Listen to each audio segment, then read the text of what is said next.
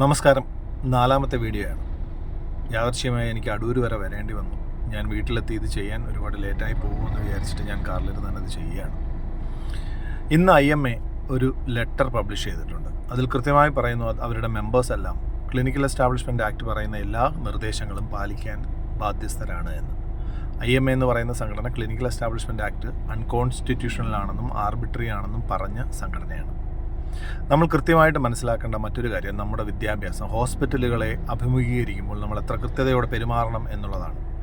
ശരിയാണ്, clinical establishment ആക്ടുമായി ബന്ധപ്പെട്ട് എല്ലാ റേറ്റുകളും നമ്മൾ പബ്ലിഷ് ചെയ്യാനുള്ളതാണ്, എല്ലാ കാര്യങ്ങളും നമ്മൾ കൃത്യമായിട്ട് അനുസരിക്കാനുള്ളതാണ്. പക്ഷേ നമ്മുടെ നിലപാട് ഹോസ്പിറ്റലുകളുമായി ബന്ധപ്പെട്ട് എന്താണ് എന്നറിയണം. ഒരു ഹോസ്പിറ്റലിൽ, നിങ്ങളൊരു പ്രൈവറ്റ് ഹോസ്പിറ്റലിൽ പോയി യാതൊരു കാരണവശാലും ഒരു കാര്യം കൃത്യമായിട്ടല്ലാതെ ചോദിക്കത്തില്ല.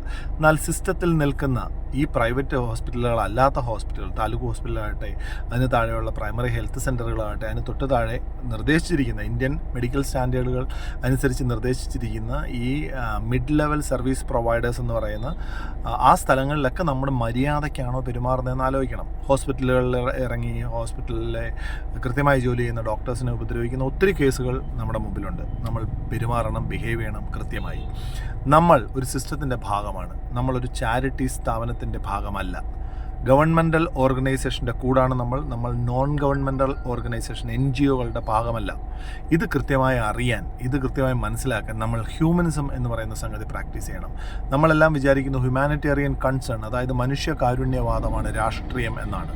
അല്ല, മനുഷ്യവാദമാണ് രാഷ്ട്രീയം. അതിൽ മതമില്ല, പണമില്ല. കൃത്യമായി ഓർക്കേണ്ടത് നമ്മൾ ഒറ്റക്കെട്ടാണ്. നമുക്ക് മതമില്ല, ജാതിയില്ല, പണമില്ല, വർണ്ണഭേദങ്ങളൊന്നുമില്ല. മനുഷ്യരായി പെരുമാറാം. രാഷ്ട്രീയത്തിൽ നമ്മൾ കൃത്യമായി ഇടപെടാം. നന്ദി. നാളെ മറ്റൊരു വീഡിയോ വരാം.